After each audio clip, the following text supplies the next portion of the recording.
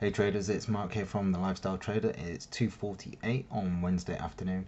It's been quite an interesting week to say the least. With Monday's flash crash on the US stock market followed through into Asia, and then we saw that come through into the European sessions. We've seen an almost immediate rebound from the 2300 area on the US 30, or the Dow Jones as it's also known. Now, in terms of trading this market, there was no real setup within the Dow Jones. You know, anyone that was actually just trying to buy it was either gambling or guessing, but there was nothing technically to look at trading this market. If you were going to trade one of the markets, the one to trade from the US selection was the Nasdaq, and the reason for that was there was technical reasons to be looking at where it may bounce, and that was down at 62.50. You can see previous structure. Remember, always look left. So you could have looked left and you see this zone here at just under 6400. You'd have looked to see if the market would have rebounded, giving you a trade, and you know what, it may have done on a smaller time frame, but then obviously you'd have probably got taken out of the market. This one down here, you could have broken it down dependent on your time available, and looking to see if there was an opportunity to get in the market. You know, you can see where price tested, and then on a smaller time frame you've got a double bottom. If you took this down into a 15-minute, you'll see a double bottom. This bit here is your neckline. It breaks and retests. So in theory, your way of taking this trade will have been quite risky, but that'll have been it. So 15-minute, I'll just break it down so you can see it again. So you can see here, this is where the change of cyclical pattern happens. It breaks, creates a new high, comes back down, tests the neckline zone. So anywhere through this area you could have traded, retested the neckline with stops underneath the lows. You could have then watched this. If you didn't take that and you wanted to see a bit more confirmation, you can see the double bottom and a breakthrough. Break through the high here. You could have also looked at a break of a counter trend line, which would have been through these here, and you've got a nice bullish candle. So that would have been either one of those would have worked. My preference would always be buying the first higher low, so somewhere in this region, and you can see that one would be making decent money now. One we did trade in the Lifestyle Trader was the UK 100. It was a similar setup, and you can see the markings still on the chart, and this one went on and hit target. Wasn't a massive return, but 1.24 to 1. It's still looking quite good.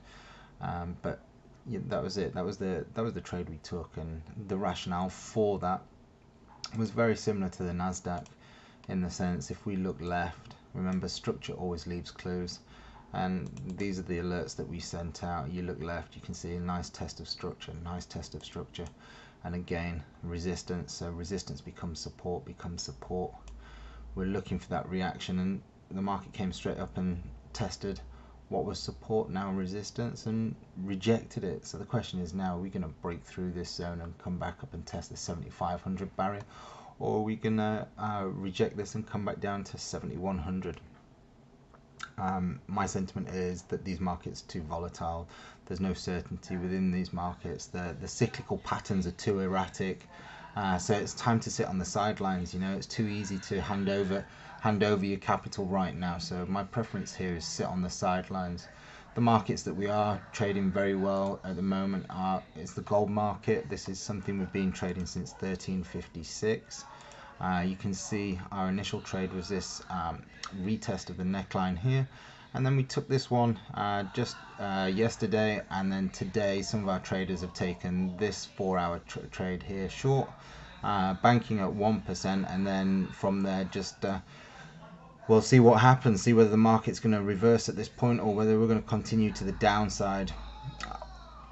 Now, other than that, what we've seen a continued weakening of the sterling market. So this is one that we're watching, but in order to take a trade here, we're waiting for a retest of the neckline before it goes short. As you know, this is something we've been running short now since back up in 142.50s. We're trading this, we're in a nice chunk of profit. We've already taken money off the table and reduced exposure. And now it's a matter of see if we're going to get another setup from around the 140.50 area. But our ultimate target is down here at 136, as where we'll be looking for longs. Tomorrow we've got the Bank of England and the vote rate and statement. So we're not expecting any rate hikes there. The forecast is all 9 members are voting against a rate hike. So anticipation that this has already been priced in. I'm guesstimating that a lot of this sell-off not just is effectively taking in the vote and what's expected from the rate announcement tomorrow. It just depends what they're going to say in the press conference afterwards. Is there going to be any more hint of rate hikes, or is it going to be quite a dovish tone? So that'll be the plan tomorrow. See what the conference says in the statement. Are we going to get more negative commentary, or is it going to be quite hawkish? And that will sort of give you the direction for the next week or so. And I would anticipate that anything down to 136 would be a nice opportunity to be looking for longs. We're still holding the yen long from 108.50 right down here. We're holding this. We're expecting weakness in the yen, but the uncertainty in the stock market is leading a money flow into the safe havens, which is why we're seeing yen remaining quite strong down in the lows. And we're also seeing gold not pushing down as low as we would anticipate.